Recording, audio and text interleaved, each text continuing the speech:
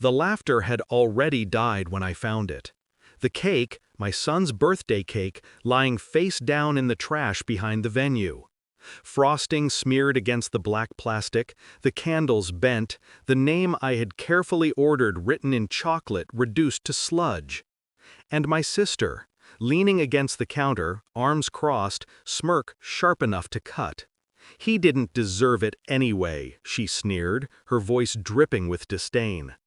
I didn't scream, I didn't cry, I just looked at her, at the woman who shared my blood but not my loyalty.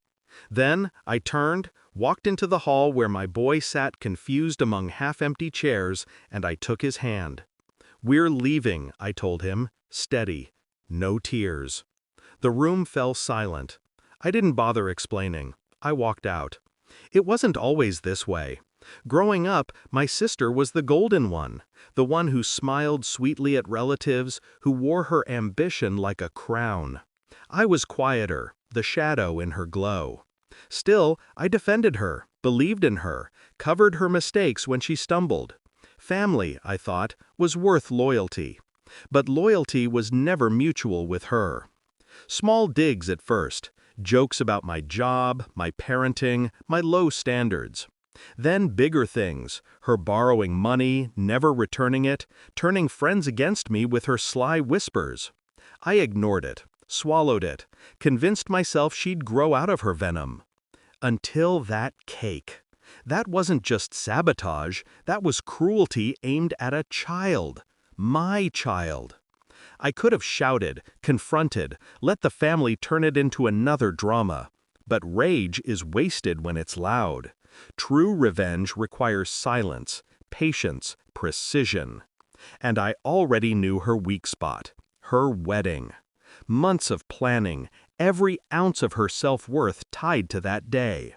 A venue she bragged about, deposits paid in my mother's name because her credit wasn't strong enough. The same mother who called me the next morning, her voice wet with tears. "They're threatening to cancel the booking," she whispered. "Please, talk to the venue, explain it was a mistake." Mistake. That word clawed at me. As if my son's humiliation, his ruined birthday, had been nothing more than a slip. My sister was in the background of the call. I could hear her muttering, too proud to ask me herself, too certain I'd bend to family guilt. But I didn't. Instead, I called the venue myself. Calm, professional. I told them I was the financial guarantor, which was true. I had quietly added my name to the paperwork months ago when Mom panicked about being responsible. I explained the situation, the disrespect, the risk of payment defaults. I suggested they reconsider their agreement.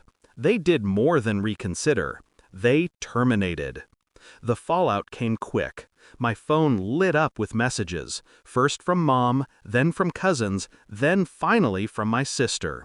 "You ruined my wedding!" she shrieked down the line. "No," I said, voice even. "You ruined my son's birthday. I simply gave the world a reminder of who you are." Her silence on the other end was the sweetest sound. I didn't stop there. I knew her circle: vendors, dressmakers, photographers. I knew who she owed, who she'd promised exposure instead of payment. Quietly, I reached out. Not slander, just facts. That she had defaulted before, that she wasn't reliable, that contracts with her were risky. By the end of the week, she had no venue, no vendors, no plan. Her dream day unraveled like cheap fabric, and she knew exactly why. When I finally saw her again, weeks later, she avoided my eyes. The arrogance was gone, stripped away, leaving her small. For the first time in years, she looked at me not as the shadow, but as the storm she couldn't stop. I didn't gloat. I didn't need to. Revenge isn't about spectacle. It's about balance. That night, I sat with my son. He asked me why we had left his party so quickly, why the cake was gone. I told him this. Sometimes people try to hurt us to feel powerful. But when they do, we don't fight with fists or screams. We show them we are stronger without them. He nodded, quiet, understanding more than his years should allow. And me? I feel no guilt.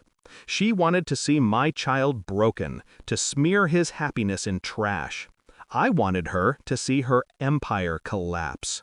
Both wishes were granted, but mine was deliberate, controlled. I didn't just win, I dismantled her. Family may forgive.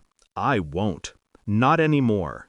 Because the moment I saw that cake buried in garbage, I buried any illusion that blood means loyalty. And in its place, I built resolve. Justice, served cold, just the way she deserved.